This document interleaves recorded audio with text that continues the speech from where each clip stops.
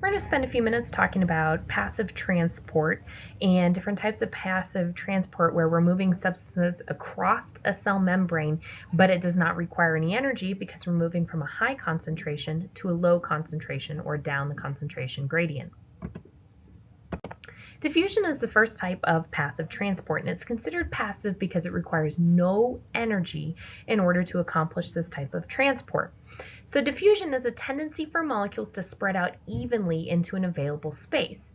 Molecules may move in one direction, although they could move in multiple directions. And as soon as you hit equilibrium, you have an equal amount of molecules on one side of your membrane as the other, or they're evenly spread throughout the volume of whatever container you have. Substances will diffuse down their concentration gradient, which means they go from an area of high concentration to an area of low concentration until both areas are equal.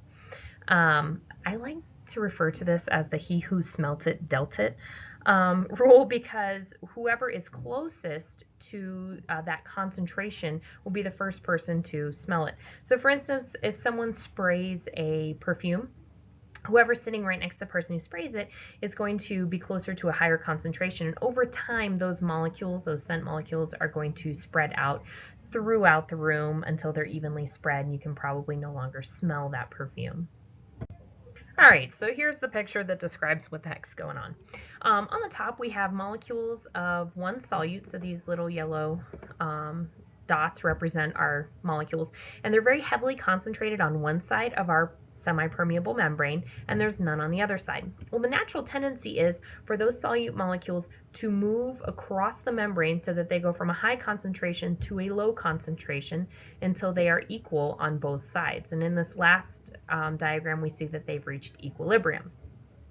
The second diagram shows us what happens if we had two different solutes present. So we have the purple guys and we have the yellow guys. They're both separated by a membrane. If they can pass that membrane, they're going to move across in different directions until they're equal on both sides, because diffusion is the movement of molecules from high concentration to low until both sides are at equilibrium. Osmosis is a type of passive transport, meaning it does not need any energy to occur, and osmosis is specific to water. So in diffusion, we're talking about solutes moving from one side of the membrane to the other. In osmosis, we're talking about the movement of water. So water is going to move from a region of low solute concentration to a region of high solute concentration. And that kind of seems like it goes against our idea that passive transport is from high concentration to low, but what's actually going on is the water is moving to an area that has high solute so that it can dilute your solute concentration so that the concentrations of each side of your membrane are equal to each other.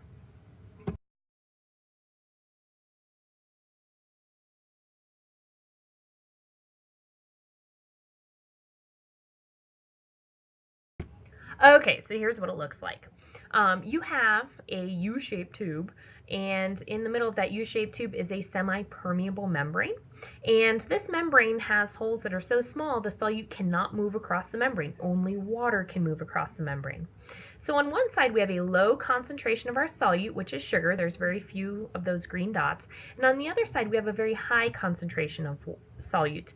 So this molarity is higher, this molarity is lower. So what's going to happen is the water is going to move from the left side of the U-shaped tube to the right side so that it can dilute the concentration of the solute on the right-hand side. So what happens is we see the water level go down because it's moving to the other side, and here we see the water level go up.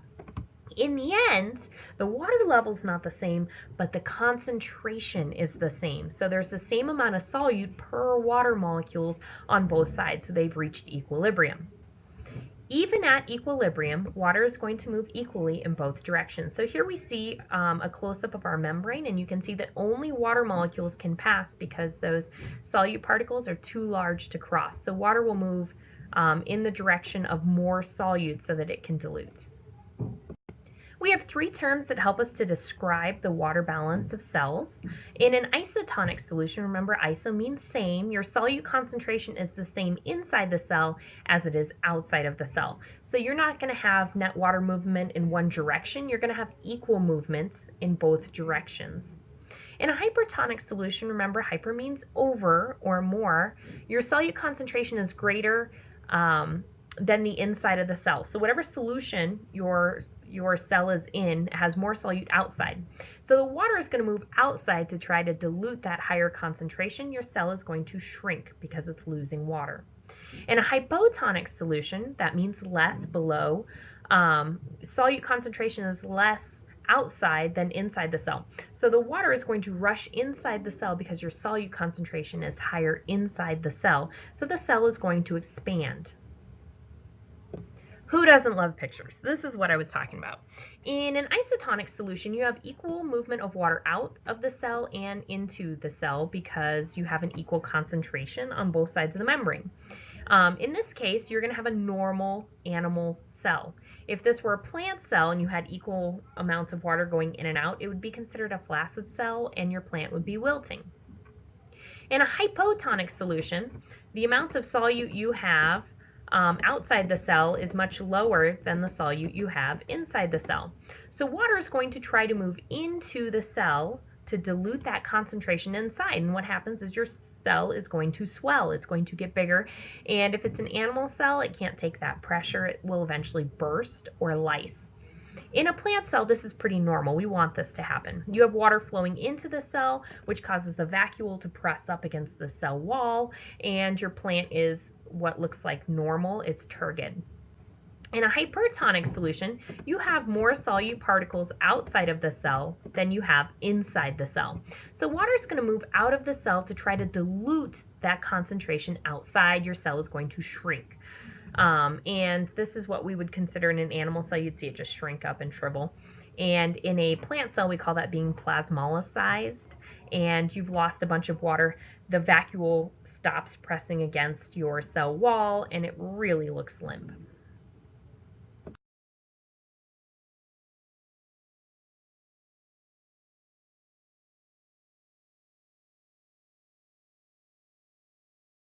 Osmoregulation is a really important term for you to know, and it's the control of water balance. And you have to make sure that you have good osmoregulation so that you can maintain homeostasis in your cells. You can maintain a very stable internal environment and control your water balances and your solute concentrations as well. Facilitated diffusion is another type of passive transport, so remember that this time we're still not using energy to move particles from one side of the cell membrane to the other. It's called facilitated because this time we are using some sort of membrane protein or a channel to speed up the process of movement of particles across the membrane. So in facilitated diffusion, your transport proteins that are embedded in your membrane are going to span the membrane and open and close, allowing substances to move through the membrane. A specific example of this would be aquaporins, and those are specific to water. It literally translates to water hole. So these proteins are ones that only water can pass through, and remember that your membrane has a hydrophobic region in the middle. So this facilitates water moving across that membrane without having to actually come in contact with the hydrophobic region. Ion channels will open and close in response to a stimulus. And your facilitated diffusion, remember, is still passive because your solute is moving from an area of high concentration to an area of low concentration. Again, here's the picture. So we have a channel protein, which is on top. Channel proteins are always open. It's like a tunnel that's always open for those solutes to pass through your membrane. In a carrier protein, they can be opened or closed. So what happens is they open to one side of the membrane, take in the solute, close, and open to the inside of the membrane, allowing that solute to pass through. So it's more like a gated channel that opens and closes. Let's switch gears from passive transport, which doesn't require any energy, to active transport, which requires energy. In active transport, instead of moving solutes from high concentration to low, which doesn't require energy, we are now moving against the concentration gradient. So we're going to go from where solutes are less concentrated to where they are more. So it's going to require energy in order to pump those ions against their concentration gradient. It's going to require ATP. Active transport is performed by specific proteins that are in your membrane. They're part of that fluid mosaic model. And it allows cells to maintain concentration gradients that differ from their surroundings. So it also contributes to homeostasis depending on the needs of the cell. All right, so let's take this step by step.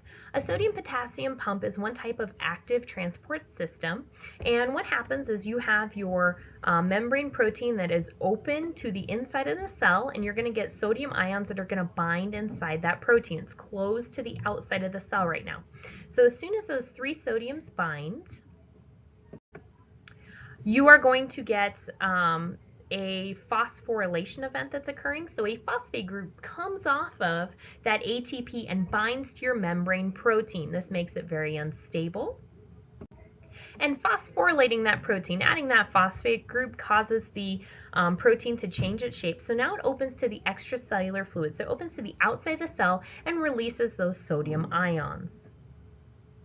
Before closing and opening to the inside of the cell again, potassium ions are going to bind to the other part of that protein, and when the phosphate group leaves the cell, you are going to see a change in shape. So now it opens to the inside of the cell, pumping the potassium into the cell. So sodium was pumped out, potassium is pumped in, and that is using energy. So we had to use a phosphate group from ATP in order to accomplish that. We are pumping those ions against their concentration gradient. Your final step is to release your potassium ions, and then the cycle will repeat itself. Now that it's open to the inside, you're going to have more sodiums that will bind. The protein will get phosphorylated. It will open to the outside, release sodium. Potassium will come in, lose the phosphate group, and it'll open to the inside, repeating the cycle again.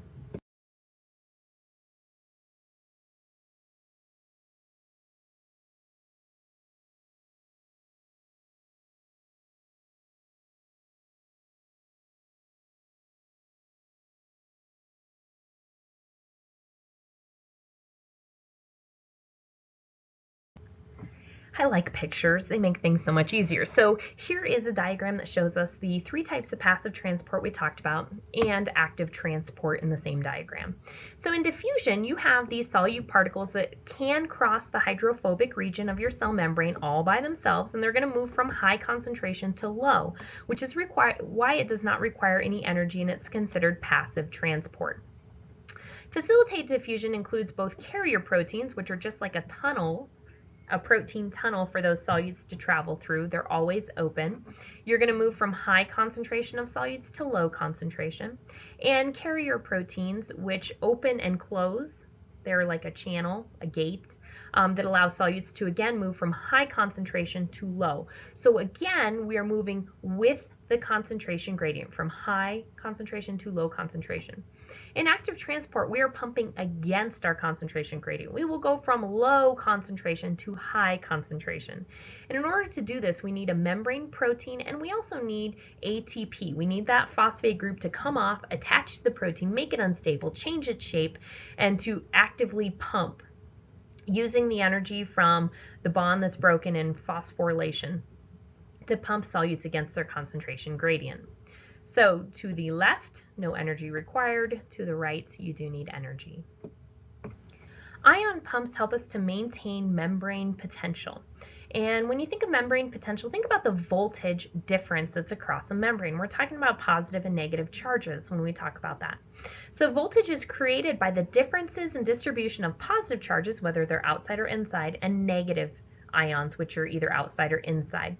So the inside of your cell is negatively charged, and a positively charged ion like sodium is attracted to those negative charges inside the cell, so they want to come in. When we talk about membrane potential, we're talking about two forces that drive the diffusion of ions or charged particles across the membrane. The first is the chemical force. So we're talking about the ion's concentration gradient. So how many positive charges do you have versus negative charges? And when we talk about ions and cell membranes, usually we're talking about sodium and potassium, which are both positively charged.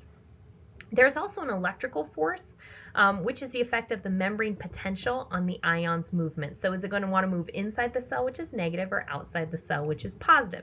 Together, both the chemical force and electrical force are considered the electrochemical gradients.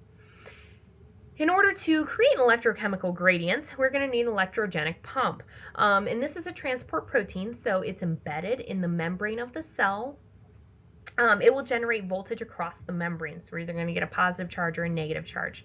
In animal cells, it's the sodium-potassium pump that does this job, and in plants, fungus, and bacterial cells, we use something called the proton pump, which uses hydrogen ions.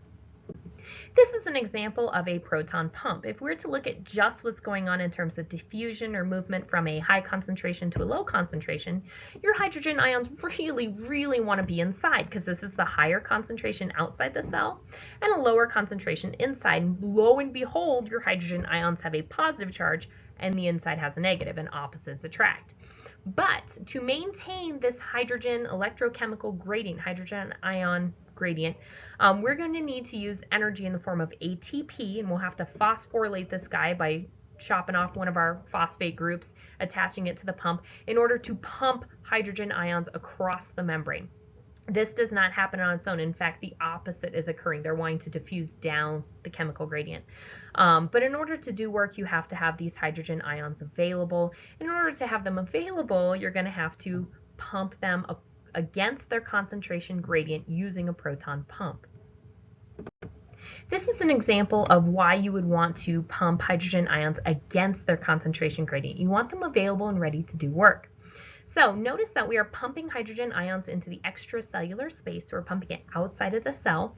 And when you have this big concentration of hydrogen ions, they really want to go down their concentration gradient. They want to diffuse back across that membrane so that they can get to equilibrium.